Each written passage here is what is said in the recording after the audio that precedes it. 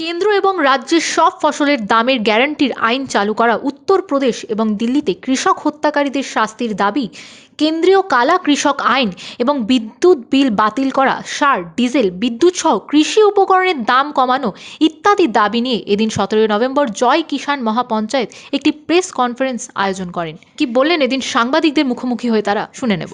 आज देश में जो किसान आंदोलन चल रहा है वो सिर्फ किसानों के भविष्य के लिए नहीं, पूरे देश के भविष्य के लिए बहुत ज़रूरी है। देश में लोकतंत्र को बचाने के लिए, देश की एकता बचाने के लिए और भारत के सपने को, आइडिया ऑफ इंडिया को बचाने के लिए आज किसान आंदोलन सबसे बड़ी ताकत है। और हम जय किसान आंदोलन के सिपाही जो 2015 से इस पे काम कर रहे हैं, हमारा इस वक्त एक ही लक्ष्य है, इस किसान आंदोलन को मजबूत करना, इसे राष्ट्रव्यापी करना, इसे सभी वर्गों तक ले जाना और उस दिशा में बंगाल में किसान महापंचायतों का आयोजन होना और महिला किसानों के साथ पंचायतों का आयोजन होना एक बहुत ही शुभ लक्षण है जो कि पूरे देश के किसान आंदोलन को भविष्य की दिशा दिखाता है। बंगाल में कल हमारी 24 परगना ज़िले में कुलतली में महापंचायत हुई। आज हुगली ज़िले में कहाँ पांडुआ में महापंचायत है और कल उत्तर दिनाजपुर में किशनगंज के बिल्कुल पास पांजीपाड़ा में हमारी महापंचायत है। इन महापंचायतों के जरिए हम देश भर के किसानों को जोड़ना चाहते हैं, क्योंकि ये जो भ्रम फैलाया गया है कि सिर्फ दिल्ली पंजाब के किसान हैं, हरियाणा के किसान हैं, नहीं, पूरे देश का किसान पीड़ित है। बंगाल के किसान को धान की कीमत नहीं मिलती। धान का MSP केंद्र सरकार ने दिया है 1940 रुपीज़ और कितना मिलता है? कल हमने पूछा 900 रुपया, 1000 रुपया मिल रहा है यहाँ किसानों को। यही बात भुट्टा पे है। भुट्टा का किसान अब तो उसका MSP लगभग 2000 रुपये के करीब हो गया है और उसको मिलता है 1000 रुपया, 1100 रुपया, और प्रधानमंत्री कहते हैं MSP थी, है, रहेगी। इस झूठ का पर्दाफाश पूरे देश में करने की ज़रूरत है और बंगाल का किसान जो छोटी जोत का किसान है, उस किसान को इकट्ठा करना और इस राष्ट्रीय आंदोलन से जोड़ना हमारा उद्देश्य है और उसी उद्देश्य को लेके इन 3 दिनों का हमारा बंगाल का कार्यक्रम है। इसके बाद हमारे साथियों की बंगाल के दूसरे ज़िलों में भी, बांकुड़ा में भी और उत्तर 24 परगना में भी इसी तरह महापंचायतें आयोजित करने की योजना है। कई कार्यक्रम हम सोच रहे हैं जिससे पूरे देश के किसानों को इस किसान आंदोलन से जोड़ा जा सके। मैं समझता हूँ कि ये तो आपको देखना चाहिए। अब तो आज से 2 वर्ष पहले ये प्रश्न लोग पूछते थे कि आप काम कर रहे हैं किसानों में, क्या मिला, क्या निकला, लेकिन अब तो पूरे देश ने देखा। 2017 में जब ऑल इंडिया किसान संघर्ष कोऑर्डिनेशन कमेटी बनी थी, जिसके ऑर्गेनाइजिंग सेक्रेटरी अभिक साहा हैं, तब पहली बार देश के तमाम किसान एक बड़े प्लेटफॉर्म पे आए। उससे जो यूनिटी बनी, उसका अगला कदम था संयुक्त किसान मोर्चा, जो कि आज देश में चल रहा है। तो मैं समझता हूँ कि जय किसान आंदोलन जो एक छोटे से प्रयास से शुरू हुआ था, उसकी एक महत्वपूर्ण भूमिका रही है संयुक्त किसान मोर्चा को बनाने में। और आज पूरे देश ही नहीं, पूरी दुनिया के सामने सबसे बड़ा किसान आंदोलन जो चल रहा है, उसमें हम लोग भी अपनी छोटी भूमिका का दावा कर सकते हैं। ममता दीदी बार बार बोल रहे हैं कि यहाँ पे वो किसानों के पास है, आपको क्या लगता है? आप लिखी जो बोल रहे हैं।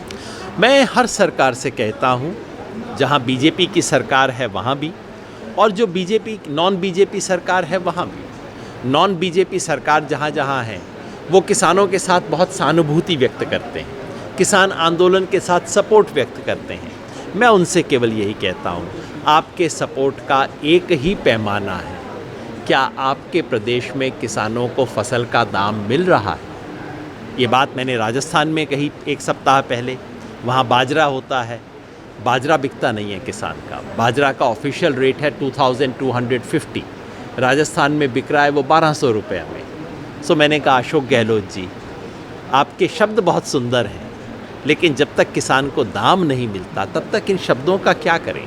यही बात मैं बंगाल की सरकार से, ममता बनर्जी दी से कहना चाहूँगा कि आपने किसानों का जब भी संघर्ष हुआ है आपने उसे समर्थन दिया है, हमारे संघर्ष के लिए आपने उसके पक्ष में बयान जारी किए हैं, लेकिन अंततः तो किसान की जेब में पैसा जाना चाहिए।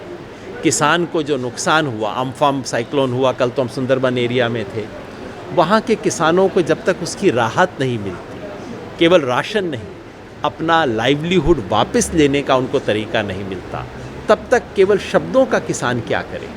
शब्द सुंदर हैं लेकिन खाली शब्दों से काम नहीं चलता। किसान को मुआवजा चाहिए, किसान को फसल का दाम चाहिए, किसान को वास्तव में सपोर्ट, अपनी मेहनत का फल चाहिए। সংযুক্ত কৃষক মোর্চা 26শে নভেম্বর প্রায় ৩০টি সংগঠনকে একত্রিত করে কলকাতার বুকে, জায়গা এখনও ঠিক হয়নি, অনুমতি চাওয়া হয়েছে, বড় জনসভা করবে সারা দিন ব্যাপী এবং সন্ধেবেলা সম্ভবত ধর্মতলা থেকে মৌলালি মশাল মিছিল করা হবে।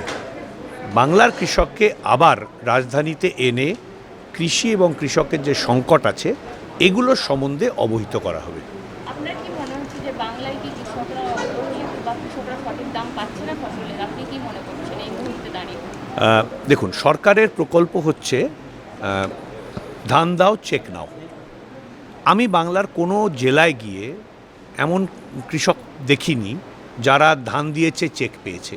আসলে ব্যাপারটা হচ্ছে প্রকল্পটা ঠিক আছে, কাগজে প্রকল্প ঠিক আছে, কিন্তু যেই দরজা দিয়ে ঢুকে ধান বিক্রি করে চেক নিতে হয় সেই দরজার বাইরে দলের অতন্দ্র প্রহরীরা, দাদারা, গুন্ডারা, পান্ডারা দাঁড়িয়ে আছে, তাদের টোপকে কৃষকের ধানের দাম পাওয়া সম্ভব হচ্ছে না। এইটা মুখ্যমন্ত্রীকে বুঝতে হবে, এর যথাযথ ব্যবস্থা করতে হবে, তা নাহলে এই নিয়ে একটা বিস্ফোরণ হবে। কৃষক দাম পাচ্ছে না, আর যেই সব ফসলের দাম নেই, মানে ঘোষিত দাম নেই, উচ্ছে, পটল, বেগুন, সেটা তো কৃষকের জন্য লটারির টিকিট কাটার মতো। 1 টাকা কিলো হয়ে যাবে না 10 টাকা কিলো হয়ে যাবে কৃষক জানে না। তার জন্য আমরা আইন তৈরি করে রাজ্য সরকারকে বলেছি, এগুলো কিন্তু কেন্দ্র সরকারের আইন হয় না।